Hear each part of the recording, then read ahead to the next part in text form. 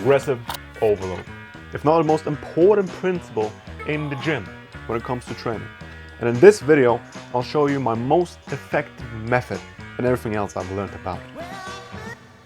The only thing progressive overload does is that it over time overloads your muscle so they keep growing.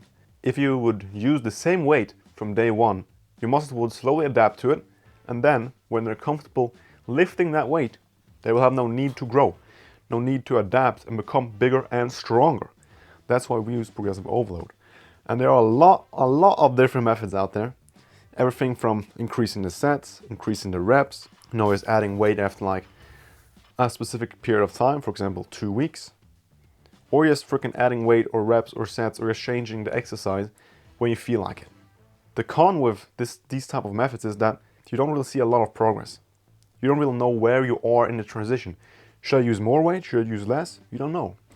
So if you want to see serious progress with progressive overload and with the method I'm using, you need to do one thing. You need to track everything you're doing when working out. I want you to track the exercise you're doing. You're going to track every single set you did. You're going to track every single rep you did. And you're going to track the weight you did that day, that workout, on every single exercise, on every single set. You're going to write it down. And this will help you so much with being able to correctly use my method. And it will help you to see the numbers go up and go up and go up and go up and go up. The most effective method I'm using is what I call rep range and rep goal. And we're going to progressive overload with weight after we have hit a specific rep goal.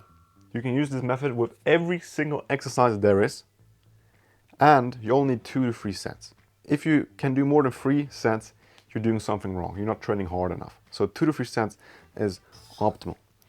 And what we're going to do is that before we even start a workout, before we are in the gym, we will decide how many reps we're going to do on a set.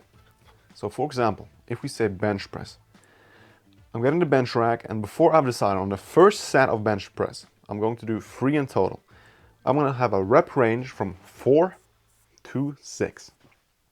On the second set, I have a rep range from 8 to 10. And on the third set, I have 10 from 12. And these rep ranges should be with 2 reps apart, so 2 to 4, 4 to 6, 6 to 8, you understand? And the rep range should be chosen according to your goal. If you want to do a lot of reps and you want to build some more endurance, do a high rep range. If you just want to have some balance like I usually do, then I begin with a lower rep range in the first set and then up the rep range in the second set. But what do these rep ranges even mean? What am I supposed to do with this information? You choose a rep range. The top rep range is your rep goal that you will, if you hit that rep goal, you will add weight. If you go below the rep range minimum, for example 4, so you go down to 3 reps, then you'll drop a little bit of weight.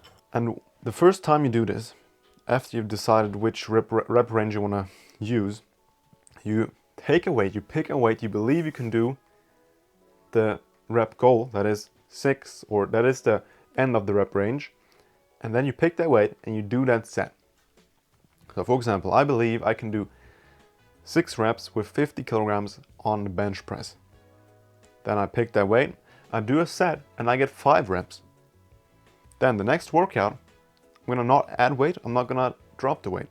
I'm going to have 50 kilograms again.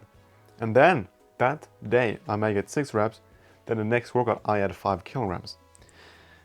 And this is why you need to track everything. You need to have a really good overlook of how many reps you did, how much weight you did, and how many sets you did. How much weight you're going to use when adding or lowering is quite dependent on how far you are in your gym journey and which exercise it is. For example, if you're a beginner or intermediate on bench press or squat or any big compound movement, add 5 kilograms. Add 5 kilograms of weight.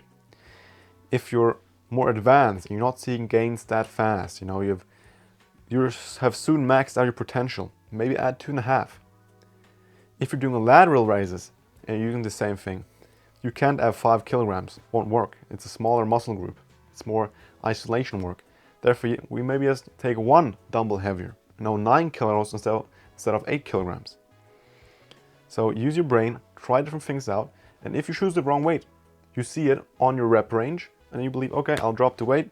You go again, and then when you're ready, you'll add the weight and you'll become stronger.